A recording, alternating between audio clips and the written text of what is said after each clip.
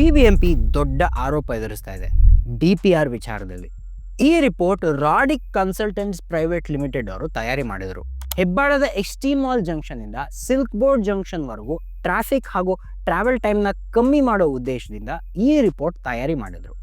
ಆದ್ರೆ ಈ ಡಿಪಿಆರ್ ಮಹಾರಾಷ್ಟ್ರದ ಮಲೆಗಾನ್ ನಿಂದ ನಾಶಿಕ್ ಪ್ರಾಜೆಕ್ಟ್ ರಿಪೋರ್ಟ್ ನ ಕಾಪಿ ಪೇಸ್ಟ್ ಮಾಡಿದ್ರು. ಈ ಕಾಪಿ ಪೇಸ್ಟ್ ಮಾಡಕ್ಕೆ 9.5 ಕೋಟಿ ಚಾರ್ಜ್ ಮಾಡಿ 3 ತಿಂಗಳಲ್ಲಿ ರಿಪೋರ್ಟ್ ಮುಗಿಸ್ಬಿಟ್ರು. ಈ ರಿಪೋರ್ಟ್ ನೋಡಿ, ಹೆಬ್ಬಾಳದಿಂದ ಯಲಹಂಕ, ಬಳ್ಳಾರಿ ರೋಡಿಂದ ನಾಗವಾರ, ಹೆಬ್ಬಾಳದಿಂದ ಯಶವಂತಪುರ ತನಕ ಸರಿ ಇತ್ತು. ಇದಾದ್ಮೇಲೆ ಮೆಲಗಾಂಗ್ನಿಂದ ನಾಶಿಕ್ನಿಂದ ಮೆಲಗಾಂಗ್ ಅಂತ 6 ಬಾರಿ ರಿಪೀಟ್ ಆಗಿದೆ. ಕಾಪಿ ಪೇಸ್ಟ್ ರಿಪೋರ್ಟ್ನ ಪ್ರೊಡ್ಯೂಸ್ ಮಾಡಿದ್ರು ಪಬ್ಲಿಕ್ ಪ್ಲಾಟ್ಫಾರ್ಮ್ನಲ್ಲಿ. ಅದರಲ್ಲೇನಿದೆ, ಏನೋ ಮಿಸ್ಟೇಕ್ ಆಗಿರ್ಬೋದು ಅಂತ ಅನ್ಕೋಬೇಡಿ. ಇದಕ್ಕೂ ಮುಂಚೆ ಬಿಬಿಎಂಪಿ ಅವರು ಆಲ್ಟಿನೋ ಕನ್ಸಲ್ಟಿಂಗ್ ಹತ್ರ ಹೆಬ್ಬಾಳ ಸರ್ಜಾಪುರ ಕಾರಿಡಾರ್ ಡಿಪಿಆರ್ ಮಾಡ್ಸಕ್ಕೆ 4.7 ಕೋಟಿ ಚಾರ್ಜ್ ಮಾಡಿದ್ರು. ಬೆಂಗಳೂರು ಮೆಟ್ರೋ ಅವರು ಡಿಪಿಆರ್ ಮಾಡಿಸಿದಾಗ ಆಲ್ಮೋಸ್ಟ್ 1 ವರ್ಷ ತಗೊಂಡ್ರು ಡಿಪಿಆರ್ ರಿಲೀಸ್ ಮಾಡೋಕ್ಕೆ. ಅದಕ್ಕೆ 1.5 ಕೋಟಿ ಚಾರ್ಜ್ ಮಾಡಿದ್ರು.